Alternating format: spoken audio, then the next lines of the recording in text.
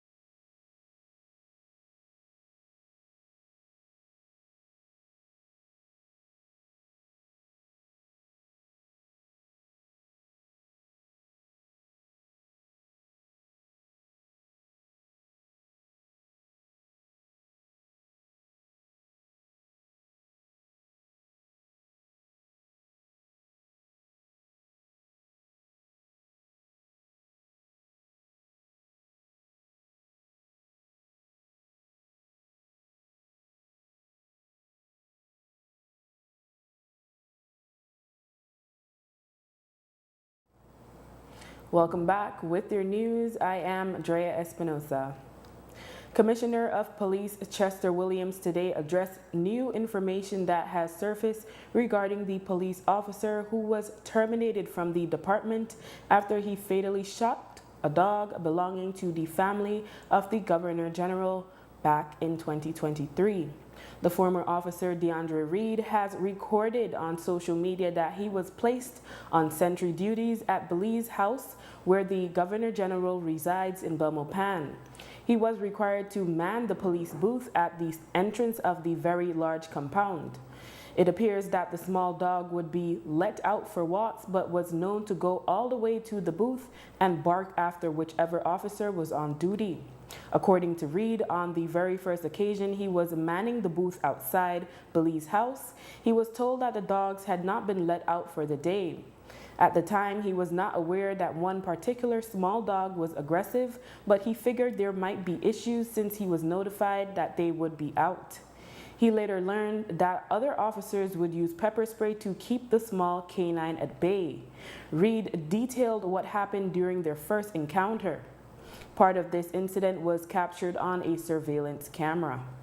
The dog push your head at the door and back out and run, 3-4 times. Put me in a state of shock because I'm afraid and never knew that they might come back with the door like that. Anyways, when they back like that, I get up for sure. When they say I get up, they run off. Run away from the door, son. In my mind, I say, well, this dog gone. When I look down, I see under the corner, the boot, wrong the corner, the boot. So I freeze. I try to show again. I tell her, get, roll, just go. But yeah, they never made to buy me at all. Start to behave aggressive. Start to growl. Bark.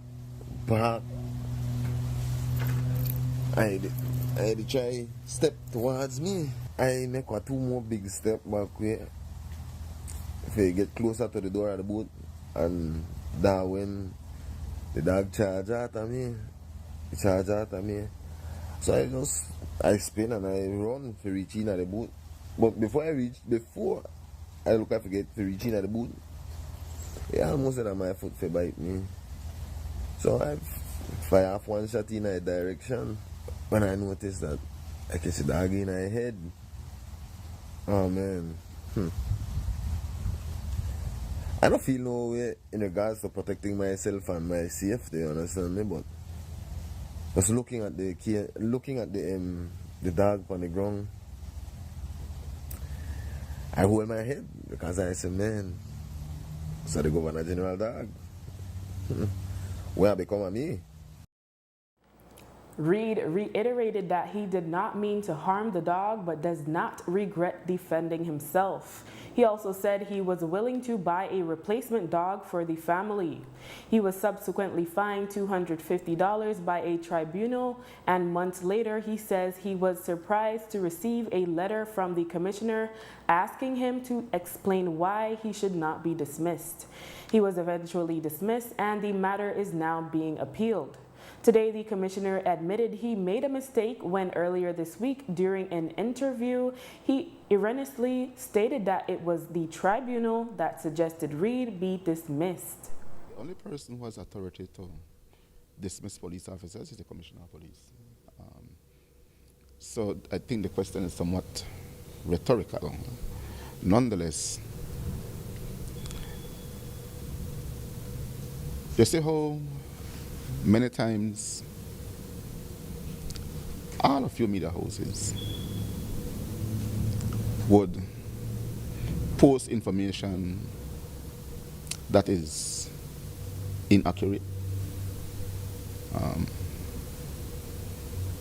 To some extent, the inaccuracy could cause persons to go into psychiatric shock. It simply means that we're human beings. Nobody is infallible. I deal with many things every day. I read several notes of evidence on a daily basis. And certainly after the news, somebody called me and said, No, boss, it was not that the adjudicator recommended dismissal. Reed pled guilty and he was fined, and you were the one who upped the penalty. And I said, oh yes, and the next day morning when I went to work, I did check the file, and indeed I erred in saying that the adjudicator recommended dismissal. But again, the law do provides, the Police Act, that in circumstances where the commissioner believed that the punishment demeted by the tribunal is either too lenient, he can up it, and if it is too harsh, he can reduce it. And so in the circumstances, considering the nature of what the officer did, I exercised my power under the Police Act, and I upped the punishment from a fine to a dismissal. Williams admitted he was not aware of previous issues officers had with the dog. Notably, Williams has a completely different interpretation of what played out in the surveillance video.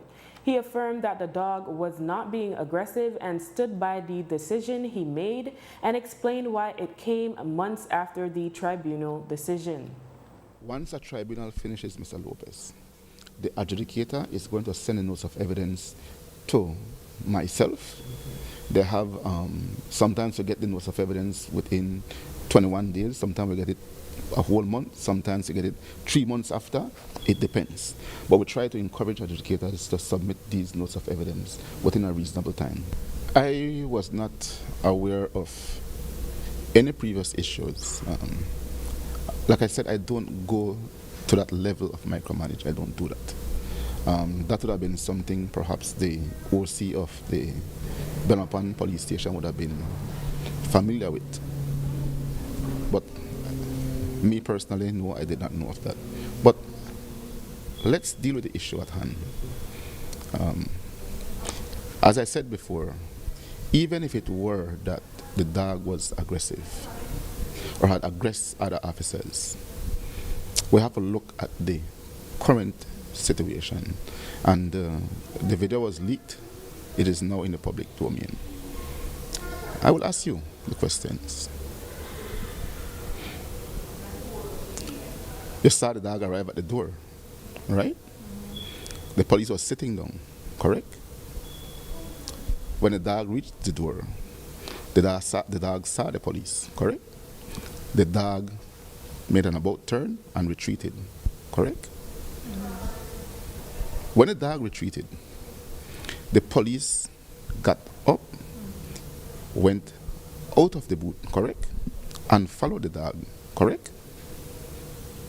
And then he shot the dog. Did you see any aggression on the part of the dog? I saw him. Yes or no? Yes or no? Yes. I guess you saw a different video. Williams also denied that the Governor General herself had pressured him to dismiss Reed. To work at the Governor General residence, and us in the security forces would understand the level of protection that we must offer to the Governor General or the Prime Minister when we provide sentry duties at their places. It cannot be that you're just going to shoot a weapon on the premises where the Governor General is, and especially the fact that she have grandchildren who goes there who are always in the yard as well. It could have had different implications. So it has to do with it to some extent, but again, the main reason is because from my judgment, the officer did not make the right call, and his judgment was off in that particular instance. The commissioner was asked to explain why other cases involving police injuring pet dogs did not result in those officers being dismissed. The issue with the dog, Nipsey, that's what his name is? Yeah, Nipsey. I will have to check with PSP to see where they are with that matter. But again, we have to look at what was the circumstances. The officers who went to that house where Nipsey was shot, they went there to execute a search, I think, for motorcycles that they believe was stolen or something to that effect. And if my memory recalls right, I think the motorcycle was also found at the house. I am not sure if the dog attacked them or not, or what led to them shooting the dog. That matter is with PSB. This week, the Belize Police Department had to make public corrections over details that were recently shared concerning 2 cases involving the police.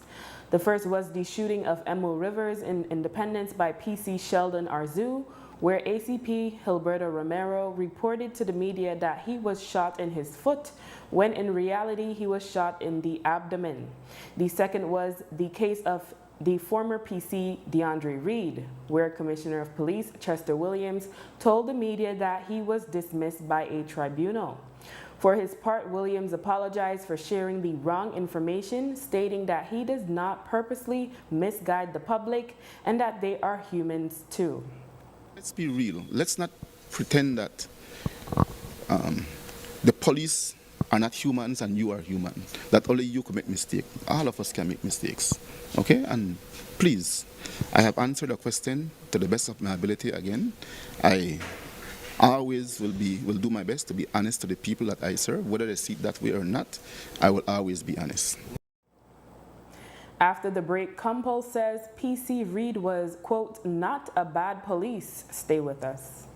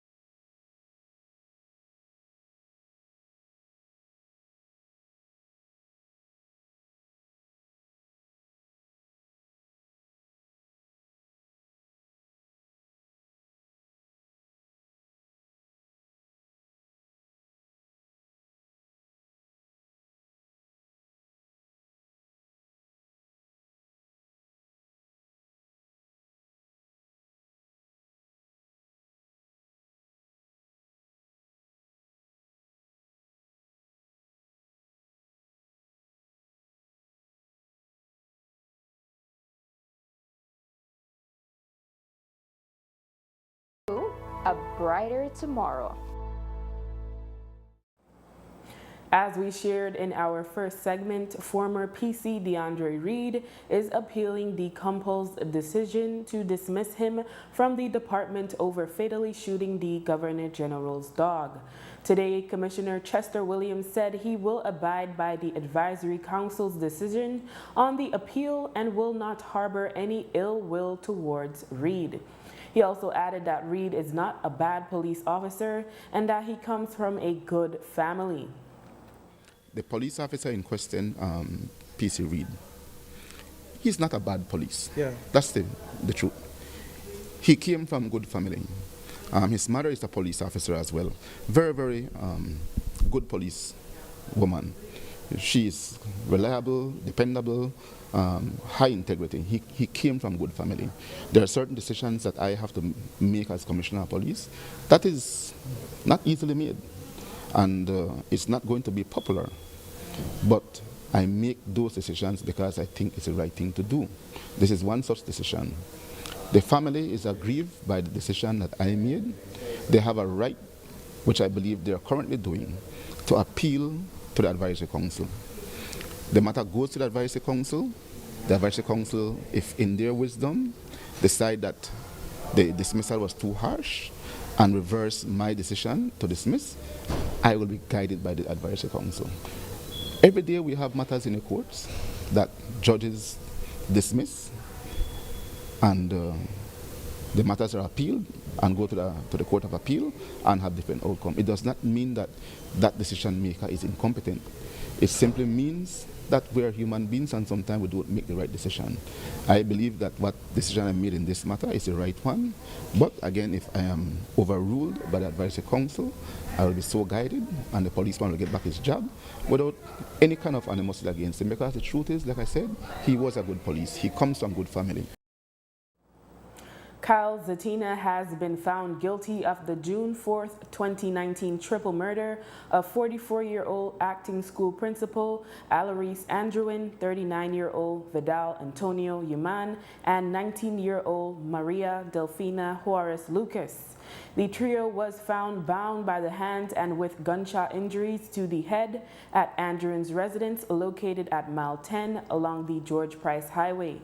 Zatina, who was 24 at the time, was jointly charged with 18-year-old Sean Flores. Both resided at Mahogany Heights. The motive was reported to be burglary. In June 2024, Flores was acquitted of the charges due to lack of evidence. In his case, the prosecution only presented his caution statement against him, and his attorney claimed that it was beaten out of him by police. The case then proceeded with Zatina as the remaining defendant.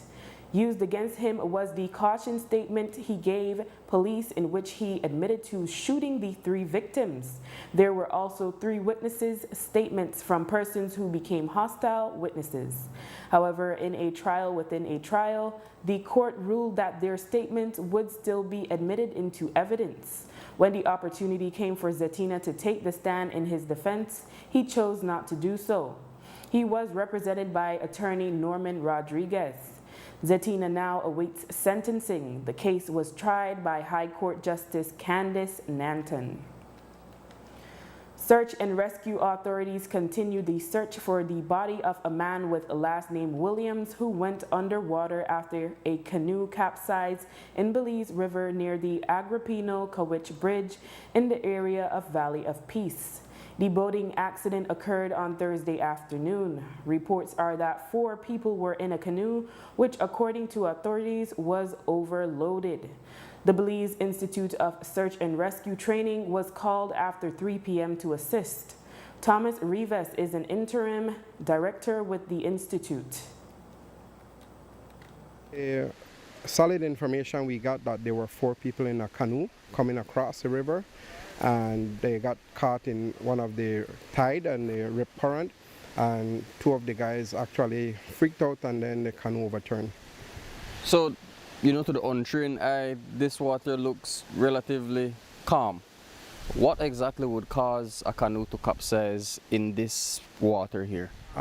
Seeing the canoe that they were in yesterday, I think first of all it was overload, and then I think there was only one guy who were paddling the canoe, and when they got into the current and the canoe kind of went off balance, two of the guys actually got frightened, if you say, and then the canoe kind of tipped on the side and started taking in water, and that's where they freaked out and the canoe overturned.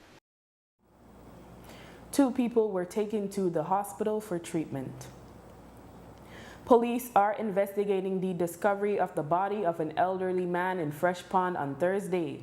He has been identified as 73-year-old Pedro Romero. His body was found submerged in a pond.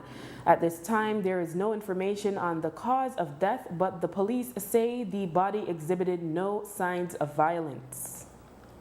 After the break, Elodio Aragon Jr. resigns as UDP standard bearer, and Diaspora Belizeans joins BPM legal team. Stay tuned.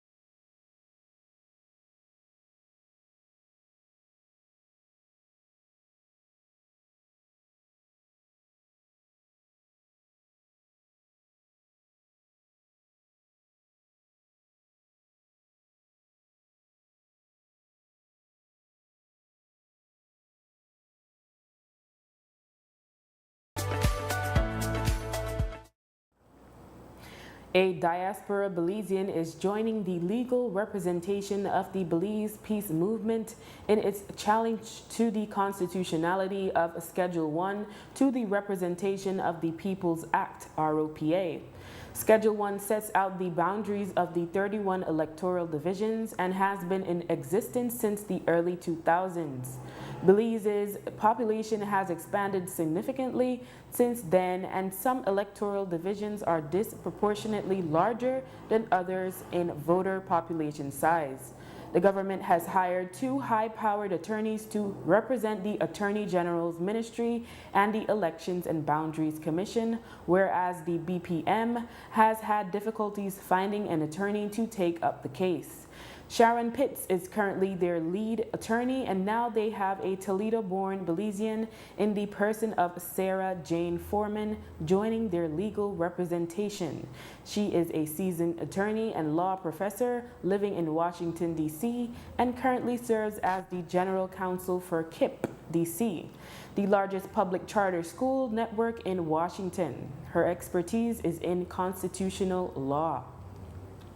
There are many senior police officers within the Belize Police Department, and earlier this week, the Minister in charge of police, Honorable Karim Musa, was asked if the department is currently top-heavy.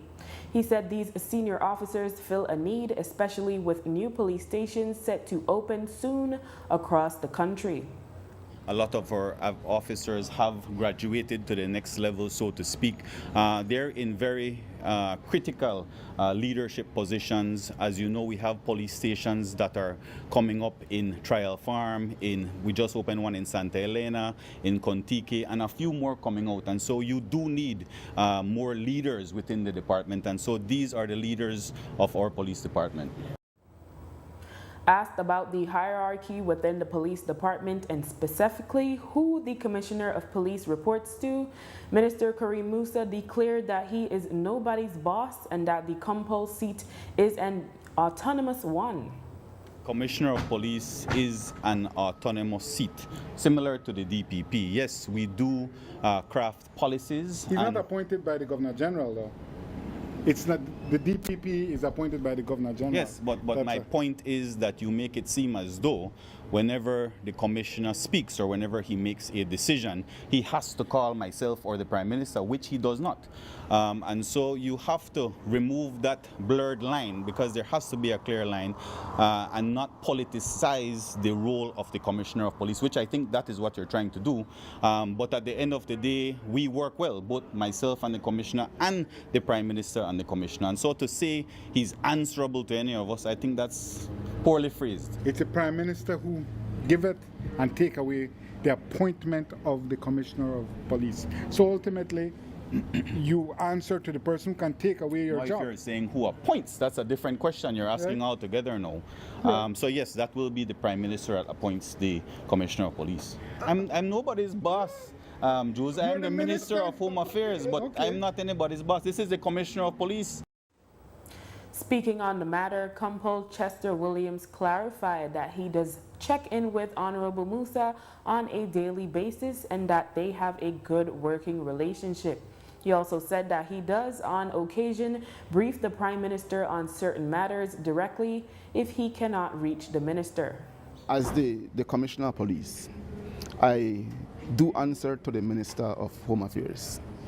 Myself and the Honorable Karim Musa speak on a daily basis. When something happens, I brief him and I would keep him abreast of what is taking place.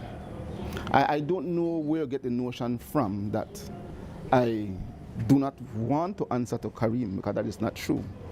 Myself and Minister Musa have a very, very good working relationship. There's absolutely no issue. I can say in front of his face and behind his back, he is one of the best ministers I've worked with. Perifit was good too. I will give that to Perifit, because the truth is, if I were to be told by another minister to do certain things that I believe is wrong, if I go to Perifit and say, he would say, Kumpul, if you don't feel it's right, don't do it.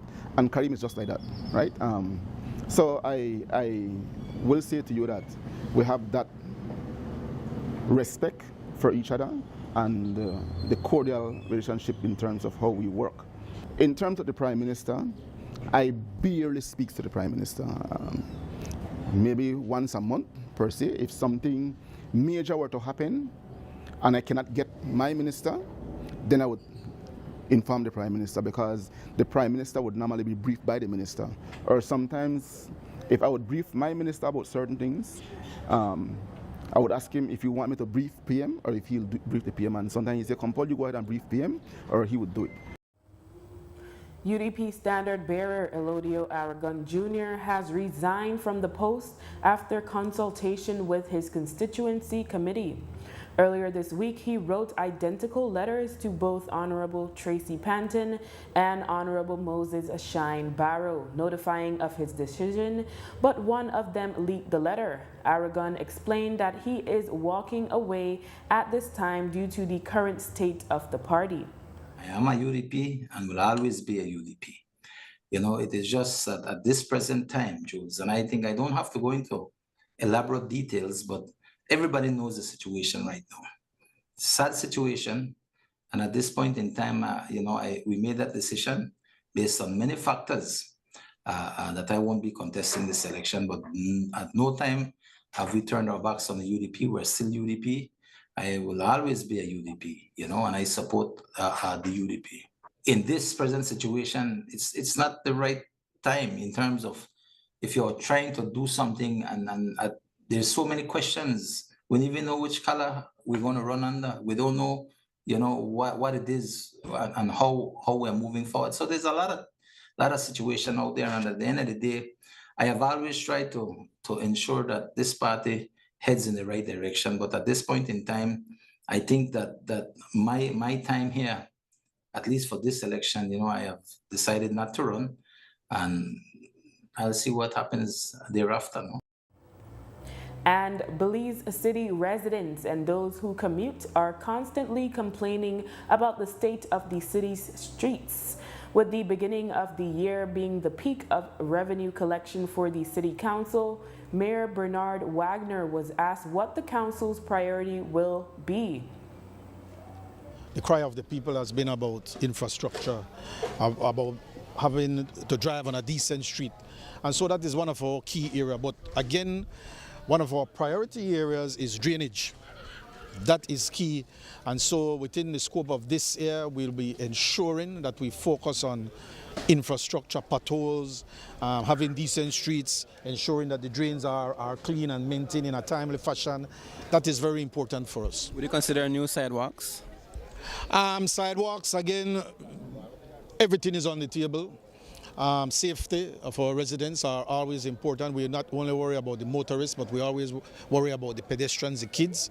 And so if we have to put sidewalks in certain areas, we certainly will look at that. And with that, we have come to the end of our newscast. The repeat can be viewed on this station later tonight at 9 and again Monday at midday. Join us again Monday for another news broadcast. I am Drea Espinosa. Have a safe and enjoyable weekend.